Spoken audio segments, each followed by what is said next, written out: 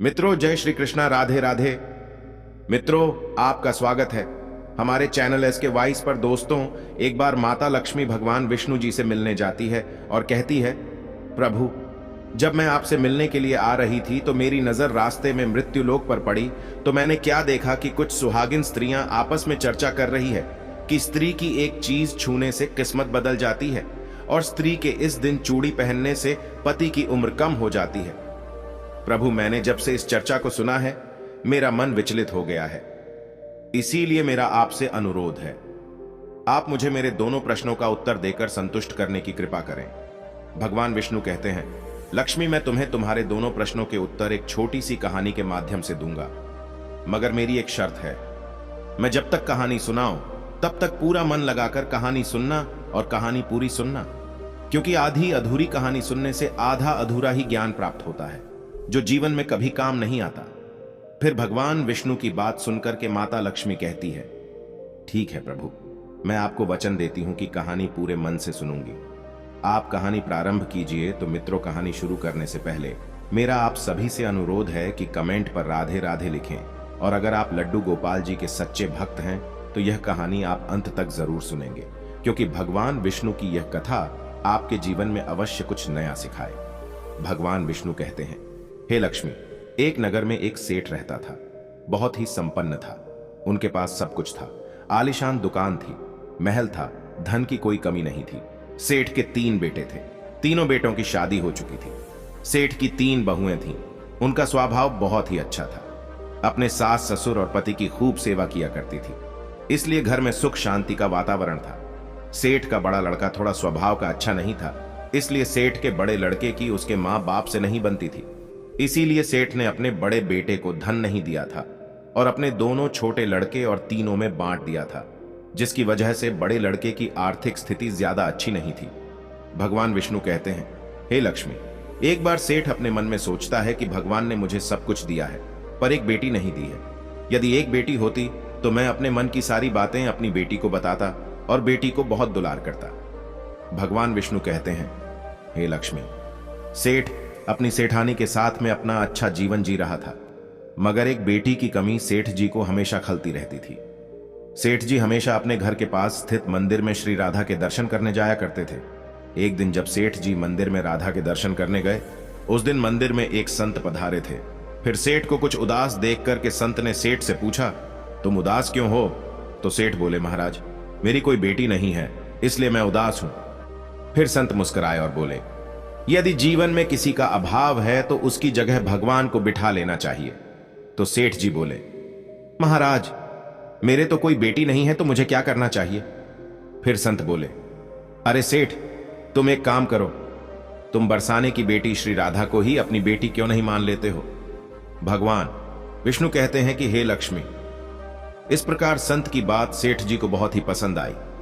उसी दिन सेठ ने राधा का एक बड़ा चित्र मंगवाया और उसे अपने कमरे में लगा लिया।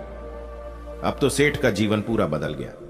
वे उठते बैठते, सोते जागते श्री राधा जी को अपनी बेटी मान करके उनसे बातें करने लगते थे। और इतना ही नहीं, सेठ को अपनी बेटी राधा से हर बात बताने में बहुत ही आनंद आता था। इस प्रकार सेठ की राधा में ऐसी लगन लगी कि जब भी वह दुकान पर जाते थे तो श्री राधा रानी को भोग लगा करके प्रसाद पाकर ही जाते थे, और शाम को लौटते थे तो राधा को प्रणाम करते और उनसे बातें करते और भोग लगा करके प्रसाद ग्रहण करते थे। भगवान विष्णु कहते हैं कि हे लक्ष्मी, उस सेठ ने जब से राधा को अपनी बेटी के रूप में स्वीकार किया, वह हर समय प्रसन्न चित्त रहते थे। जब भी सेठ से कोई पूछता था कि तुम्हारे कितने बच्चे हैं, तो सेठ हमेशा यही कहता था कि मेरे 3 बेटे, 3 बहुएं और एक बेटी है। भगवान विष्णु कहते हैं, हे लक्ष्मी, एक दिन सेठ जी के घर में चूड़ी पहनाने वाली मणिहारन आई तो राधा ने सोचा कि आज तो दिन ठीक नहीं और आज के दिन तो चूड़ी पहनना अशुभ होता है, इसलिए श्री राधा जी ने अपनी माया से उस मणिहारन की चूड़ियों का रंग खराब कर दिया, जिससे सेठ की बहुओं ने चूड़ी नहीं पहनी, मणिहारन को वापस कर दिया। उधर जब 2 दिन के बाद में वही मणिहारन उन चूड़ियों को देखती है तो वह चूड़ियां सुंदर हो जाती हैं। फिर मणिहारन उन्हीं चूड़ियों को लेकर के सेठ के घर पुनः आती है तो सेठ की तीनों बहुएं चूड़ियां पहनती हैं और बाद में राधा भी चूड़ी पहनने के लिए प्रकट होती है। और जब राधा प्रकट हो गई तो मणिहार ने जब राधा का स्वरूप देखा तो मणिहारन उन्हें देखती ही रह गई। फिर राधा रानी मणिहारन से कहने लगी, मुझे भी चूंडी पहनाओ।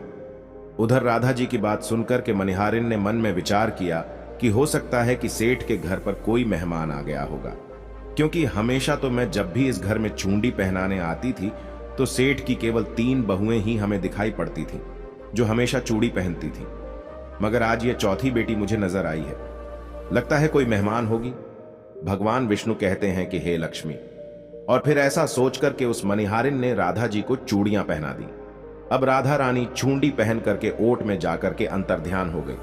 सभी को चूड़ियां पहना करके मणिहारिन हमेशा की तरह चूड़ियों का पैसा लेने के लिए सेठ की दुकान पर चली गई। फिर मणिहारिन को देखते ही सेठ कहने लगा, लगता है घर पर चूड़ियां पहनाने गई थी। तुम हमारी तीनों बहुओं को चूड़ियां पहनाकर आई हो, ये लो अपने पैसे।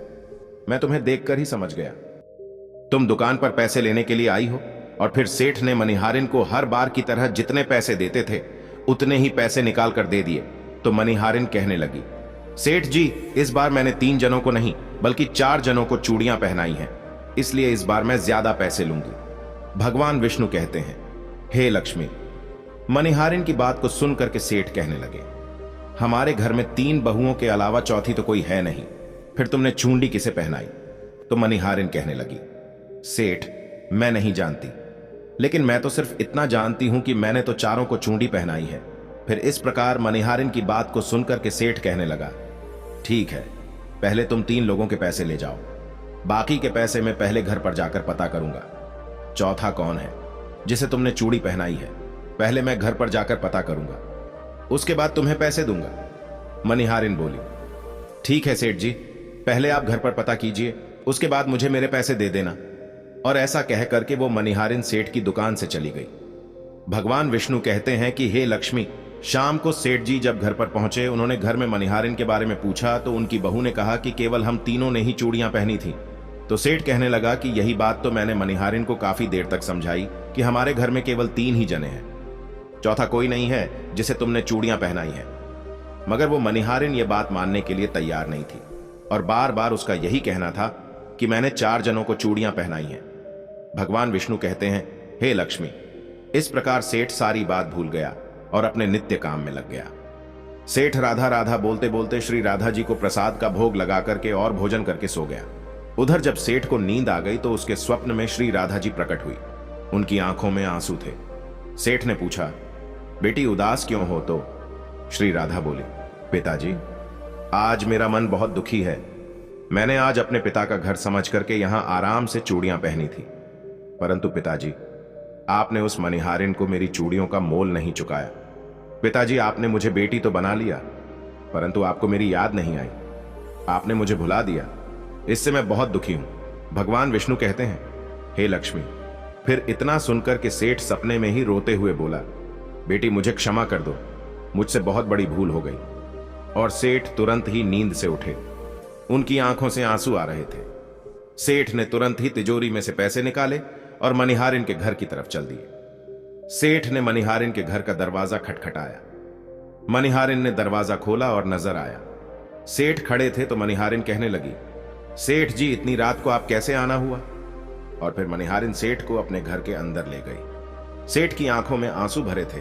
फिर सेठ मणिहारिन से कहने लगा, तुमसे ज्यादा भाग्यशाली कोई नहीं, तुम तो बहुत ही भाग्यशाली हो। तो मणिहारिन कहने लगी, सेठ जी ऐसा क्या हुआ? तो सेठ बोला, मैंने राधा जी को अपनी बेटी बनाया है, परंतु मैंने उन्हें कभी भी अपने नेत्रों से नहीं देखा, लेकिन तुमने आज उन्हीं राधा जी को अपने हाथों से चूड़ियां पहनाई हैं। आज तुम्हारे जितना भाग्यशाली धरती पर दूसरा कोई नहीं। मैं तुम्हें अपनी पुत्री की पहनी हुई चूड़ियों का मूल्य चुकाने आया हूं। और यह कहकर के सेठ जी ने रुपयों से भरी हुई थैली मणिहारिन के सामने रख दी और कहा, इसमें से जो भी लेना है ले लो भगवान। विष्णु कहते हैं कि हे लक्ष्मी, जब मणिहारिन ने सुना कि स्वयं राधा जी उससे चूड़ियां पहनने आई थीं, तो मणिहारिन की आंखों में भी आंसुओं की धारा बह निकली और मणिहारिन बोली, सेठ जी, मैं राधा रानी की चूड़ियों के पैसे कैसे ले सकती हूं? ऐसा सौभाग्य किसे मिलता है जो मुझे मिला, और मैंने राधा को अपने हाथों से चूड़ियां पहनाई हैं। मैं आपसे बिटिया राधा की चूड़ियों के पैसे कभी भी नहीं लूंगी। भगवान विष्णु कहते हैं, हे लक्ष्मी। परंतु सेठ नहीं माने। सेठ जी ने रुपयों से भरी हुई थैली मणिहारिन के घर पर रख दी और वहां से सीधे घर आए। और अपनी पत्नी को लेकर के श्री राधा जी के मंदिर में चले गए। और उस दिन के बाद में सेठ जी ने अपना सब कुछ छोड़ करके संन्यास ले लिया और अपना सारा जीवन राधा जी के मंदिर में राधा जी की भक्ति करते हुए दिन बिता दिया। भगवान विष्णु कहते हैं, हे लक्ष्मी, इधर तो सेठ मंदिर में राधा जी की भक्ति का दीवाना हो जाता है और अपनी पत्नी के साथ में मंदिर में रह करके राधा रानी की भक्ति करने लगता है। उधर राधा रानी बड़े लड़के के सपनों में पहुंच जाती है और कहती है, तुम अपनी मां की सेवा नहीं करते हो, इसीलिए तुम्हारी यह स्थिति है। तुम आज से ही अपनी मां के चरण स्पर्श करना प्रारंभ कर दो। रातों रात में तुम्हारा भाग्य देखना कैसे बदलता है। भगवान विष्णु कहते हैं कि हे लक्ष्मी, इस प्रकार से सेठ का बड़ा लड़का अपनी मां के रोजाना चरणों को स्पर्श करने लगा और फिर बहुत बड़ा आदमी बना और उसके पास धन की कोई कमी नहीं रही। फिर भगवान विष्णु कहते हैं कि हे लक्ष्मी, तुम अपने पहले प्रश्न का उत्तर समझ लो। तुम्हारा पहला प्रश्न था कि स्त्री की कौन सी चीज उसे बिना बताए छूने से रातों रात भाग्य बदल जाता है। तो ठीक से समझ लो, जो इंसान सेठ के बड़े लड़के की तरह अपनी मां के चरणों की सेवा करता है, मां के चरणों का अमृत पान करता है, उसका सोया हुआ भाग्य जाग जाता है और एक दिन ऐसा इंसान बहुत बड़ा आदमी बनता है। भगवान विष्णु कहते हैं कि हे लक्ष्मी, अब तुम अपने दूसरे प्रश्न का उत्तर सुनो।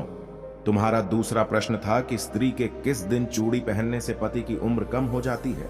तो समझ लो, जिस दिन मनिहारिन सेठ की तीनों बहुओं को चूड़ियां पहनाने के लिए आई तो राधा जी ने देखा कि उस दिन मंगलवार है, इसलिए राधा जी ने अपनी माया से उन चूड़ियों को काला कर दिया, जिससे सेठ की बहुओं को चूड़ियों का रंग पसंद नहीं आया।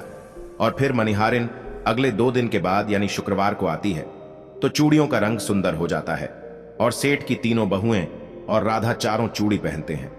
इस तरह हमेशा के लिए सचेत रहने के लिए राधा रानी सेठ के बड़े बेटे की तरह सेठ की तीनों बहुओं के सपनों में आती है और चूड़ी का महत्व बताते हुए कहती है कि हर सुहागिन स्त्री को चूड़ी पहनने से पहले कुछ बातों का विशेष ध्यान रखना चाहिए। नंबर 1, सुहागिन स्त्री को 21 जुड़ी पहननी चाहिए। नंबर 2, नई चूड़ी हमेशा सुबह या शाम को पहननी चाहिए। नंबर 3, नई चूड़ी हमेशा रविवार या शुक्रवार को ही पहनना चाहिए। इस दिन पहनने से पति की उम्र बढ़ती है।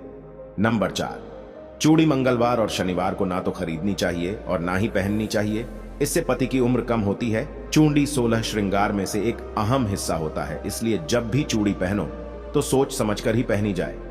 तो मित्रों, यदि आपको यह कहानी पसंद आई हो तो प्लीज आप हमारे चैनल को सब्सक्राइब करें और भगवान विष्णु और लक्ष्मी के लिए एक लाइक करना ना भूलें।